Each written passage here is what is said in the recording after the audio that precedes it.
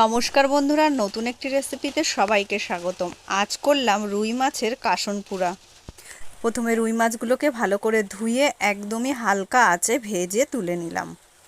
এবারে আরেকটি শুকনো কড়াইয়ের মধ্যে সাদা সর্ষে কালো সর্ষে মিশিয়ে একটু ভেজে নিয়ে আর একটু পাঁচফোড়ন ভেজে নিয়ে তুলে নিলাম। এবারে ওই মাছ ভাজা কড়াইয়ের মধ্যে আগে থেকে নুন মাখানো ঝিঙেগুলোকে 1 চামচ হলুদ দিয়ে বেশ ভালো করে ভেজে নিলাম।